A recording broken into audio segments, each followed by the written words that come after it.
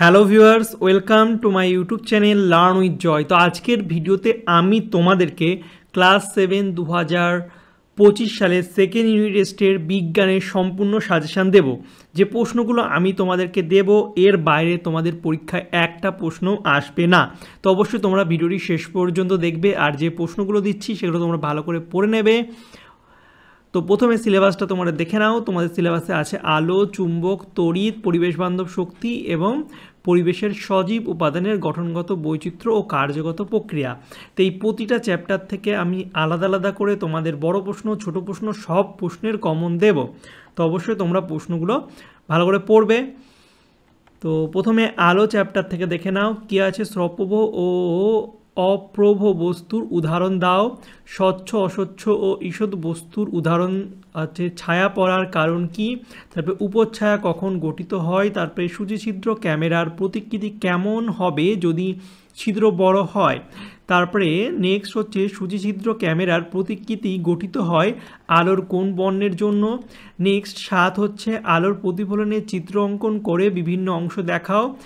8 প্রতিফলনের সূত্রগুলি লেখো। 9 হচ্ছে আপতন কোণের মান 30 ডিগ্রি হলে প্রতিফলন কোণের মান কত হবে।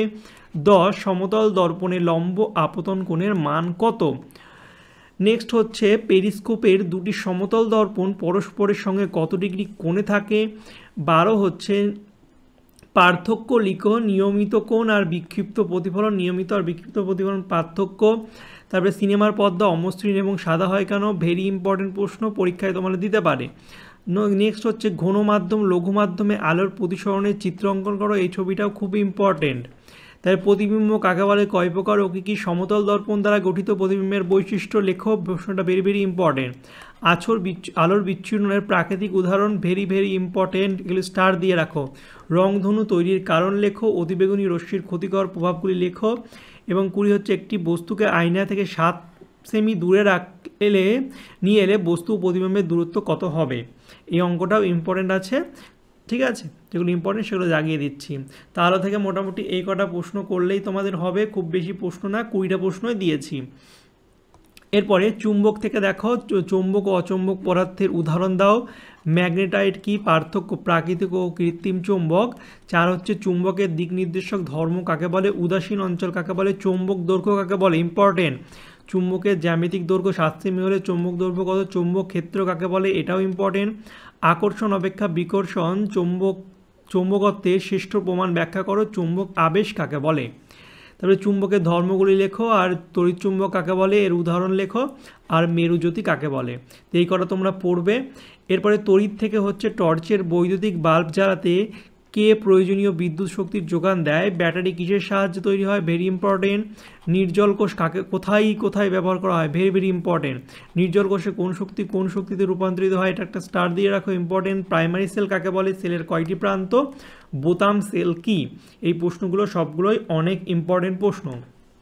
তারপরে সেকেন্ডারি সেল কাকে বলে, এটা তো হয়ে গেল। বৈদ্যুতিক বাল্বে যে তারটি জ্বলে তার নাম কি। সুইচ অন করলে কোন বর্তনী মুক্ত না বদ্ধ হয়, সুইচ এর কোন অবস্থায় বর্তনী সম্পূর্ণ হয় না। আর তড়িৎচুম্বক কাকে বলে, তড়িৎচুম্বকের শক্তি কিভাবে বৃদ্ধি করা হয়। তারপরে কোথায় কোথায় তড়িৎচুম্বক ব্যবহার করা হয়। এলইডি কি, এলইডি এর দুটি ব্যবহার লেখো। তারপর এলইডি ব্যবহারের সুবিধাগুলি কি কি। আর ফিলামেন্ট কি, বৈদ্যুতিক বাল্ব কিভাবে আলো উৎপন্ন হয়। আর ফিউজ তার কেন ব্যবহার করা হয়, ফিউজ তার কীভাবে কাজ করে। এই প্রশ্নটাও অনেক ইম্পর্টেন্ট, তোমাদের দিতে পারে। আর এলইডির এই প্রশ্নটা তোমরা স্টার দিয়ে রাখো। আর এলইডি ব্যবহারের সুবিধা, এগুলো তোমরা স্টার দিয়ে রাখো। তার ভালো করে পড়বে এগুলো। ফিউজ তার হিসাবে নাইক্রোম তার ব্যবহার করা যায় না কেন, এই প্রশ্নটাও ভেরি ভেরি ইম্পর্টেন্ট। তারপরে বাল্বের ফিলামেন্ট কোন ধাতু দিয়ে তৈরি, এটা ইম্পর্টেন্ট প্রশ্ন। তারপরে কোনো বৈদ্যুতিক বর্তনী নিরাপত্তার কি ব্যবহার করা হয়, এ কটা প্রশ্ন পড়লেই হবে। এবার পরিবেশ বান্ধব শক্তি থেকে কিছু প্রশ্ন দেখো। শক্তি কাকে বলে, অপারেশনের আগে ছুরি বা কাঁচি নির্জীব করলে কোন শক্তি কাজে লাগে। তারপরে স্টিম ইঞ্জিন চালাতে কোন শক্তি ব্যবহার করা হয়। ইট বানাতে কোন শক্তির প্রয়োজন হয়। কম্পিউটারে কোন শক্তি ব্যবহার করা হয়। জীবাশ্ম জ্বালানির দুটি উদাহরণ দাও। ডিজেল ও ইথানলের মধ্যে কোনটি জীবাশ্ম জ্বালানি। তো এই চ্যাপ্টার থেকে অনেক ছোট প্রশ্ন দিয়েছি, কারণ এই চ্যাপ্টার থেকে কিন্তু প্রশ্ন, ছোট প্রশ্ন একটু তোমাদের বেশি আসবে। তো মাটির তলায় থাকা জ্বালানি ভাণ্ডারকে কি বলা হয়? জনসংখ্যা বৃদ্ধির সঙ্গে শক্তির সম্পর্ক কি? একটি তরল জীবাশ্ম জ্বালানির উদাহরণ দাও। কয়লা কি জাতীয় জীবাশ্ম জ্বালানি? আর খনিজ তেলের উৎস লেখো। তারপরে হচ্ছে পেট্রোলিয়াম থেকে প্রাপ্ত একটি কঠিন জ্বালানির নাম লেখো। পরিবেশ বান্ধব শক্তি বলতে কী বোঝো? পরিবেশ বান্ধব শক্তির প্রয়োজনীয়তা। চিরাচরিত অচিরাচরিত শক্তির নাম লেখো। এটা ইম্পর্টেন্ট প্রশ্ন, তোমাদের পরীক্ষা আসতে পারে। তার প্রাণীরা পরোক্ষভাবে কোন প্রাকৃতিক শক্তির উপর নির্ভরশীল? আর সোলার ক্যালকুলেটর শক্তির উৎস, এটাও ইম্পর্টেন্ট প্রশ্ন। এরপরে দুটি অফুরন্ত শক্তির নাম লেখো। 20 নম্বর, একটি অপ্রচলিত শক্তি ও একটি জীবাশ্ম জ্বালানির উদাহরণ দাও। বায়ুকলে বায়ুপ্রবাহ কাজে লাগানো কোন শক্তি তৈরি হয়? জৈব গ্যাস কী থেকে উৎপন্ন হয় এবং জৈব গ্যাস কোথা থেকে উৎপন্ন হয়? Very important. তারপরে গৃহস্থালিত জঞ্জাল বা আখের ছিবড়ে পচিয়ে কি গ্যাস পাওয়া যায়? তারপরে জৈব গ্যাসের প্রধান ব্যবহারটি কি? জৈব বর্জ্য পদার্থ থেকে প্রাপ্ত গ্যাসকে কি বলা হয়? আর জোয়ার ভাটা শক্তি কি? নেক্সট হচ্ছে 40 থেকে 50 বছর পর জীবাশ্ম জ্বালানি কী হবে? আর সৌরশক্তি ব্যবহারের 3টি সুবিধা উল্লেখ করো।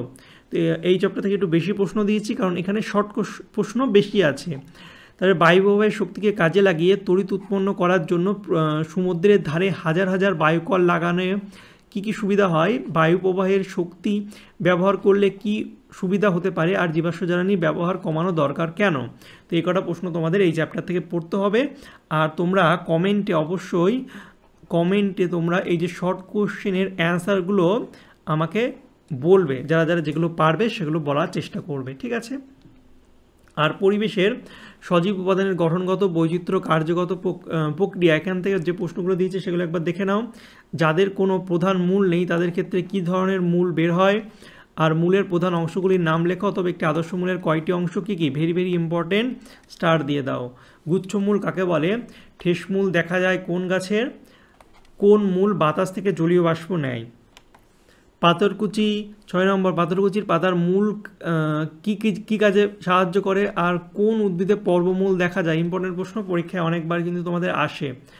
8 হচ্ছে জল শোষণ ছাড়াও মূলের অন্য দুটি কাজের কথা লেখো। গাজর উদ্ভিদের কোন অংশ? ভেরি ইম্পর্টেন্ট প্রশ্ন, অনেকে উত্তর ভুল লিখে দেয়। 10 হচ্ছে মটর গাছের মূলে যে অণুজীব বাস করে তার নাম লেখো। পাইন গাছের মূলে বসবাসকারী ছত্রাকটির নাম কি? বিটপ কাকে বলে? একটি চিরহরিৎ বৃক্ষ জাতীয় উদ্ভিদের নাম লেখো। নেক্সট 14 নম্বর, জবা গাছ কি জাতীয় উদ্ভিদ? 15 রূপান্তরিত কাণ্ড কাকে বলে? শাখা আকর্ষ ও শাখাকণ্টক কোন উদ্ভিদে দেখা যায়? 17 হচ্ছে বেলের শাখাকণ্টক কী ধরনের কাণ্ড? 18 হচ্ছে একটি রূপান্তরিত অর্ধবায়বীয় কাণ্ডের নাম লেখো। 19 একটি মৃতকাণ্ডের নাম ও কাজ লেখো। খাদ্যরূপে ব্যবহৃত হয় এরূপ দুটি রূপান্তরিত কাণ্ডের নাম লেখো, মৃৎগত কাণ্ডের নাম লেখো। 21 হচ্ছে একটি বায়বীয় কাণ্ডের নাম ও কাজ। 22 হচ্ছে পাতায় তৈরি খাবারটি গাছের নিচ মহলে পৌঁছায় কোন পথে? তারপরে পুঁই শাক লাউ শাক এর পাতা ছাড়াও আর কোন অংশের সাহায্যে খাদ্য তৈরি করতে পারে? তুমি যে কাগজে লেখো তা কি দিয়ে তৈরি? আর কোন কোন যান তৈরিতে কাঠ ব্যবহার করা হয়? আর কোন উদ্ভিদ থেকে পালিশ তৈরির সামগ্রী ব্যবহার করা হয়? এটা ইম্পর্টেন্ট প্রশ্ন। তো প্রচুর শর্ট প্রশ্ন দিয়েছি লাস্ট দুটো চ্যাপ্টার থেকে, সবগুলো একটু ইম্পর্টেন্ট। শর্টগুলো তোমরা একটু পড়ে নেবে, বেশি টাইম লাগবে না। মনে হচ্ছে অনেক প্রশ্ন, কিন্তু এগুলো শর্ট প্রশ্ন, ঠিক আছে? শর্ট প্রশ্নের কমন হয় না, কিন্তু যেগুলো যেগুলো ইম্পর্টেন্ট আমি সেগুলো মিক্সড করে তোমাদের পরপর দিয়েছি যাতে তোমাদের খুঁজতে সুবিধা হয়। তো তোমাদের সাজেশান বই, এই সহায়িকা বই থেকে খুঁজবে, দেখবে সব পেয়ে যাবে এবং পরপরই এগুলো আছে। তো শর্ট কোশ্চেনগুলো অবশ্যই তোমরা ভালো করে পড়বে। ধান পাথরকুচি বা ঘাসে কোন মূল থাকে? গুচ্ছমূল এক প্রকার ড্যাশ মূল। তাহলে পত্র ফলক কাকে বলে? এর সংক্ষিপ্ত বিবরণ। আর সমান্তরাল শিরাবিন্যাস কাকে বলে? উদাহরণ জালকাকার শিরাবিন্যাস। পত্র ফলকের কাজ একটি আদর্শ পাতার চিত্র, ইম্পর্টেন্ট।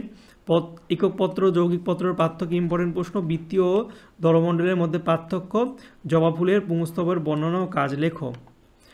এরপরে এই প্রশ্নগুলো আছে, এগুলো একটু তোমরা দেখে নাও।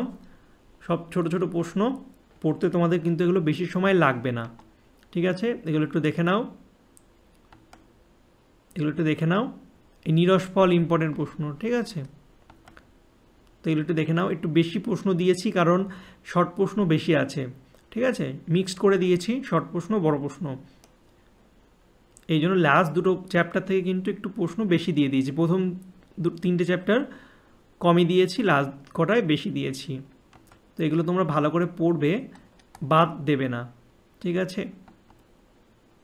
তো এই ছিল তোমাদের ক্লাস 7-এর বিজ্ঞানের সেকেন্ড ইউনিট টেস্টের সাজেশান। প্রতিটা চ্যাপ্টার থেকে তোমাদের প্রশ্নগুলো দিলাম, দেখবে এর বাইরে কিন্তু তোমাদের পরীক্ষা আসবে না।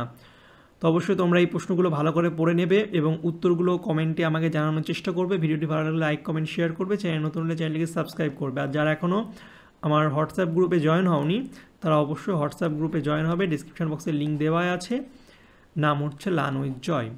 চলো বাই, দেখাবে তোমাদের সঙ্গে পরের একটা ভিডিওতে। Thank you for watching my videos.